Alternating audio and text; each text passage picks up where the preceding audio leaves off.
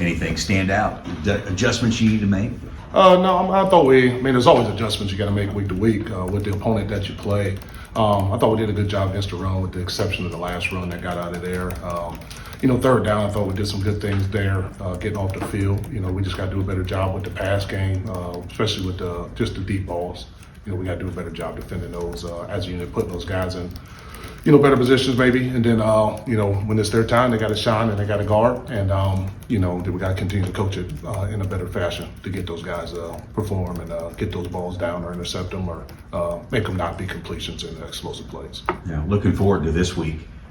What do you do with Flores? Do you have to go back and look at previous film to figure out what they might do? Yeah, you got to dig deep in the archives. You got to do a little bit of everything, in games like this, just because it's kind of feels like one of those first game type of things, just because every week they're reinventing themselves and they're doing a good job with that. They're being really creative. They're doing a lot of creative things, but it's different every game. And so you got to do a good job just having a base game plan and then be able to adjust from there from what you see, from these guys. Because they're really creative on what they're doing on offense. Like I said, it's different every game, different personnel, different things they're doing. Some games are in 12, some games they're in 11, some games 18 is the quarterback, some games it's 12, some games it's 6. So it's a lot of different things that we just got to be ready for and adjust on the fly. How has calling things on the field gone for you so far this season? And when you have a couple of lackluster performances, do you think about moving back up to the box? No, I don't think where you call it really makes a difference. You just gotta execute better in what we're doing there. How much weight can you put on any of Oklahoma State's film from before they gave play calling to the quarterback's coach? A little bit, because they're still doing some of the things that before they switched play callers. So there's some things there. Within the season, there's not a whole bunch of things that you can change through a season, but there's just different thoughts and different philosophies on calling plays, and you can definitely see that shining through as you continue to look at their games. You guys asked defensive ends to do a lot, and the defense, Dean Miller made a play in coverage against K-State. What can you do to maybe get more sort of oomph in the pass rush from those guys at this point? We bring them quite a bit. If you look, they rush probably more than they dropped during the game. So, that's just something they do. And, Dean got the athletic ability to play in space. He necessarily doesn't have the weight that you want to be able to play down there and defend the run all the time. So it's good to kind of put him in space and help him there. Leroy's also a big athletic guy who leads us in sacks. So I guess he's getting a lot of oomph out there too. So I think we're getting it from a lot of different people, and that's what we want from the defense. So people can't key it just on one guy.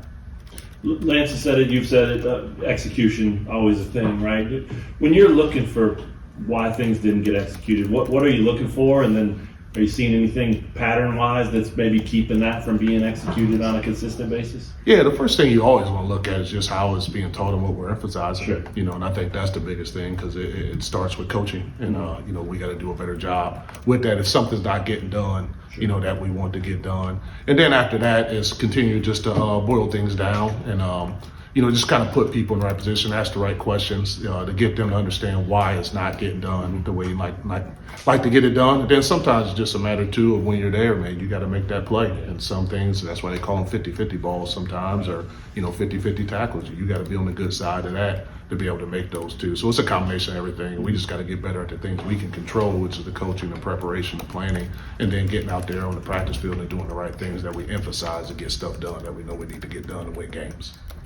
It looks like Mason was at safety most of the game in his return. I guess, do you foresee him staying there or moving back down to nickel? It just kind of depends on what we need. J. Todd's doing a good job there at nickel for us there, because we're still a little, guys are playing, but they're a little banged up at safety, so we just kind of need that depth and guys to play there. And plus Mason's speed, able to cover ground, we thought to be a good thing for him to be able to play back on the back end and kind of just working back into it like he was, because he's been out multiple weeks. So we thought that'd be the easiest spot for him to work himself back into the playing time where we needed him. You've mentioned Jalen as someone who's had a good year. Who else maybe is in that group of guys you've really relied upon? And then are there any players that you're like, you would want them to maybe elevate to that group? I think quite a few guys. It just kind of depends on game to game. Different guys have stepped up. Blake Harrell, is doing a great job for us up front.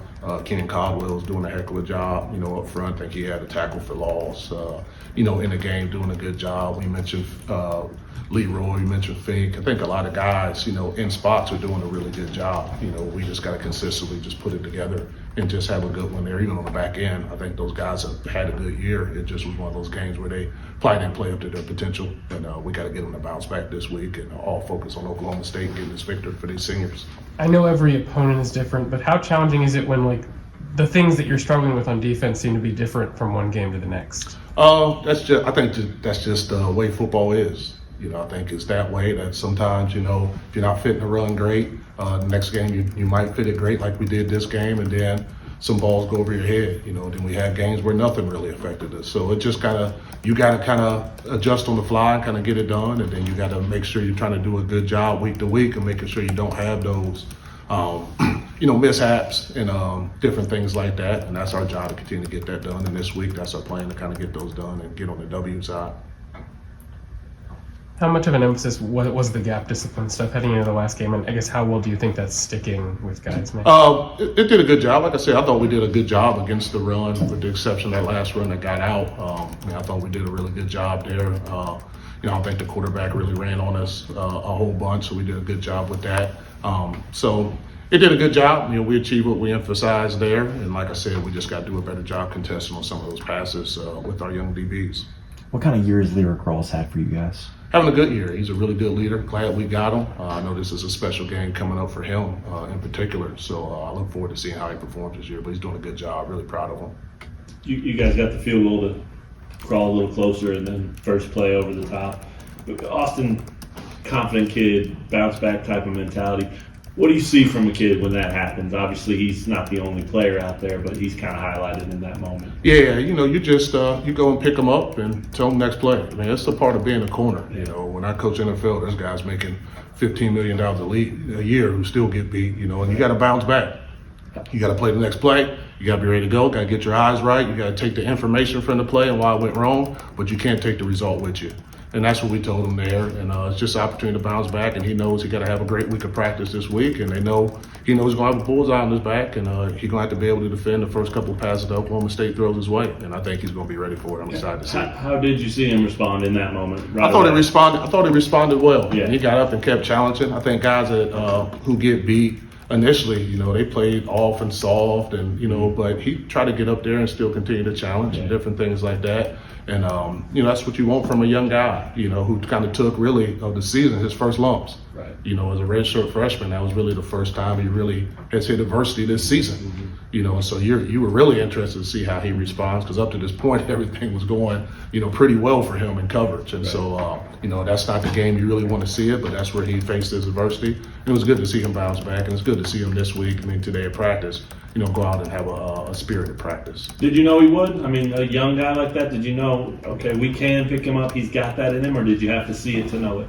I think one of those things with everybody, you got to see it to know it. Sure. You think you do, but, you can't simulate those things in practice. You can't simulate that adversity, like that in practice all the time. So it's good to kind of see, what he's made of, what type of grit he has, to be able to bounce back on that stage. And like I said, things didn't go his way. He got attacked. But it was good to see him kind of bounce back and have the proper attitude in it too, that he wasn't pouting or anything like that or trying to hide or try to deflect.